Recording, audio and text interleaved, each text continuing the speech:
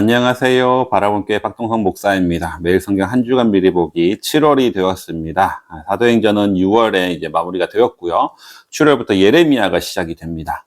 작년 7월에 예레미야를 시작했습니다. 그래서 25장까지 하고 다른 성경으로 넘어갔는데요. 그래서 이번 주부터는 예레미야 26장부터 다시 시작하게 되겠습니다.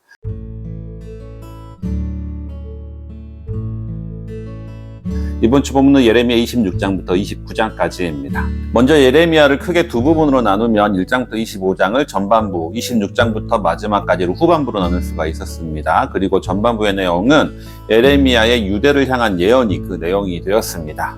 26장부터 이번 주 본문인데요. 26장부터 29장은 예레미야와 거짓 선지자들의 이야기로 기록되어 있고요. 30장에서 33장은 위로의 책으로 유다의 회복에 대한 예언입니다.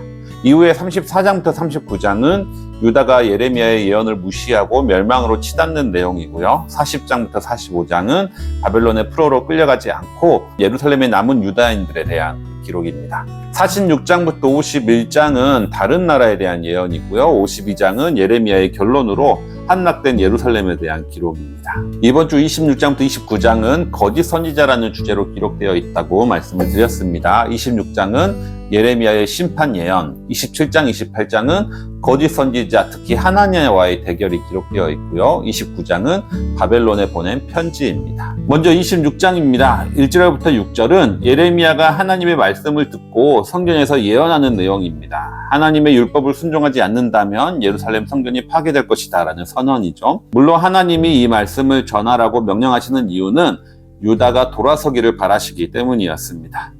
7절부터 11절은 이 예레미야에 들은 이들의 반응입니다. 특히 제사장들과 예언자들 그리고 일부 백성들은 다른 백성들과 고관들 앞에서 예레미야를 죽여야 한다 이렇게 고발합니다. 물론 이 예언자들은 거짓 예언자들을 얘기하는 거죠.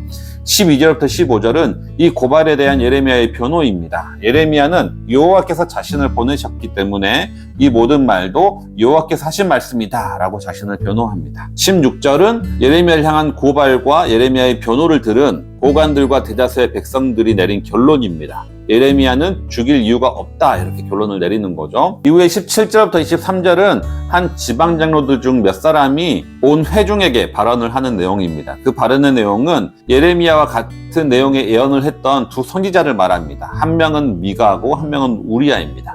미가는 100년 전 히스기야 시대의 사람으로 예루살렘의 멸망을 예언을 했으나 히스기야는 그 말을 듣고 회개를 했습니다. 그런데 우리야는 예레미야와 동치대 사람입니다. 역시 예레미야와 같은 내용으로 예언을 했지만 여호야김이 그를 죽였다라고 얘기를 합니다. 아마도 이들의 말은 예레미야를 옹호하는 발언이라고 생각이 됩니다. 마지막 24장은 예레미야가 아이감의 보호를 받아서 죽지 않았다라고 결론을 내리고 있습니다. 27장과 28장은 계속해서 예레미야가 거짓 선지자와 대결을 하는데요. 특히 하나냐라는 대표적인 거짓 선지자가 등장합니다. 26장은 여호야김 통치 때 있었던 일이고 27장, 28장은 시드기야 통치 시대에 있었던 일입니다. 7장 1절에는 여호야김이 다스리기 시작할 때라고 기록이 되어 있는데요. 이후에는 계속해서 시드기야라고 기록되어 있는 것으로 봐서 1절의 여호야김이 일종의 오타가 난 것이라고 생각하시면 되겠습니다. 27장 전체는 예레미야의 예언입니다. 특히 여기서 예레미야는 줄과 멍에를 만들어서 목에 걸고 바벨론 왕의 멍에를 메고 느부갓네살에게 항복하라 라는 메시지를 전합니다.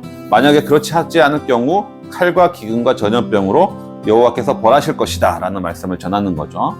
여호와의 뜻은 바벨론에 항복하라는 것이고 그렇게 할 경우 포로로 끌려가지 않고 이 땅에 살 수 있게 된다라는 이야기입니다. 그리고 그와 동시에 바벨론을 우리가 이길 수 있다라고 말하는 거짓 선지자의 말을 듣지 말라라고 경고를 합니다. 사실 민족주의적 관점에서 보면 매국노라는 소리를 들을 만한 예언입니다.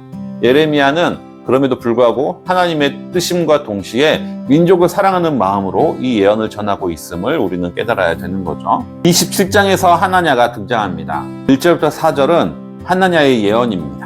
하나냐는 여호와께서 바벨론 왕의 멍에를 꺾으셨고 빼앗긴 성전 기물들도 2년 안에 다시 돌려받을 것이다 이렇게 예언을 합니다. 즉 바벨론에 항복하라는 예레미야에게 정반대의 예언을 한 것이죠. 5절부터 9절은 이에 대한 예레미야의 대답입니다. 예레미야는 하나냐에게 너가 여호와께서 보낸 선지자로 인정받으려면 너의 말이 그대로 이루어진 다음에야 가능하다 이렇게 대답을 합니다.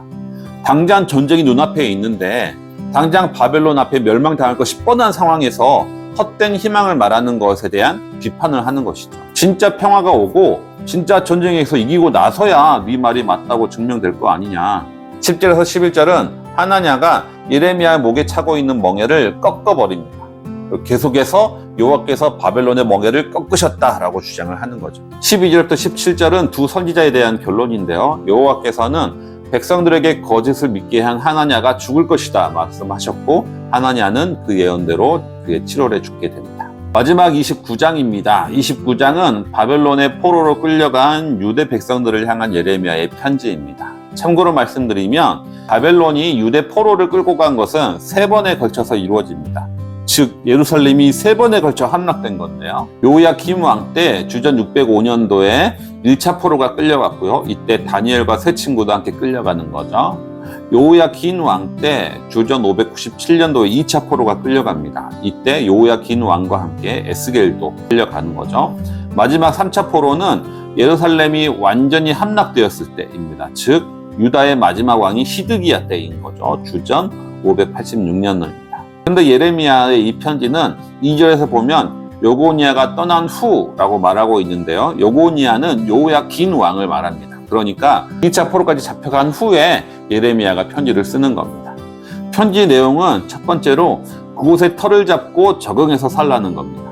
하나냐와 같은 거짓 선지자들은 하나님이 바벨론을 멸망시킬 것이라고 2년이 지나면 성전 기물들과 포로들도 돌려보낼 것이라고 예언을 했습니다. 그러니까 그 예언을 믿는 유대인들은 2년 안에 다시 돌아갈 것이니까 그곳에 정착하려고 노력도 하지 않았고 그냥 곧 떠날 준비만 하고 있었던 거죠. 예레미야는 그곳에서 터를 잡고 정착하라고 조언을 합니다. 둘째는 그럼에도 하나님께서 결국은 포로를 돌려보내실 텐데 70년 후에 돌아가게 될 것이다 이렇게 예언을 합니다. 셋째는 그 지역 바벨론에서 활동하고 있는 거짓 선지자들을 경계하라 라고 말합니다. 거짓 선지자들 중에 대표적인 인물이 바로 스마야입니다. 스마야는 오히려 예레미야를 징계하라고 바벨론에서 예루살렘으로 편지를 했던 인물입니다. 예레미야는 스마야가 바벨론에 있는 포로들에게 거짓을 믿게 했기 때문에 벌을 받을 것이다 이렇게 경고를 하고 있습니다. 여기까지가 이번 주 본문이 되겠습니다. 오늘은 예레미야와 거짓 선지자의 대결이 주된 내용이었습니다. 그런데 듣다 보면 사실 거짓 선지자의 말이 너무나 매력적이라는 것을 알 수가 있습니다. 예레미야는 예루살렘이 멸망할 것이다, 바벨론에 항복하라 라고 이야기를 하는데 거짓 선지자는 그렇지 않습니다. 그들은 바벨론이 멸망할 것이다, 이미 끌려간 포로도 2년 안에 돌아올 것이다, 그렇기 때문에 우리는 평안할 것이다 이렇게 예언합니다. 그렇기 때문에 많은 이들이 거짓 선지자의 말을 듣고 싶어 합니다. 예레미야는 살해 위협을 받는데 반해 거짓 선지자는 많은 백성들이 따르게 되는 거죠. 하지만 정말 민족을 사랑하고 민족이 회개하고 돌아오기를 바라는 선지자는 예레미야였음을 우리는 기억해야 됩니다. 지금도 한국교회는 수많은 설교자들이 메시지를 선포합니다. 그 중에 대부분은 밝고 희망적이고 긍정적인 메시지를 선포하고 이것이 바로 믿음이라고 이야기하는 사람들이 많이 있습니다. 잘 될 것이다, 잘 살 것이다, 이러한 긍정과 희망, 평화를 말하는 설교자들이 많이 있습니다. 반면에 회개를 외치고 한국교회의 부정과 비리를 드러내는 설교자는 인기가 없습니다. 하지만 우리는 누가 듣기 좋은 말을 하느냐 이것을 따질 것이 아니라 누가 진리를 외치느냐 이렇게 구분을 해야 할 것입니다. 한 주간도 진리의 소리에 귀 기울이시는 모든 성도님들 되시기 바랍니다.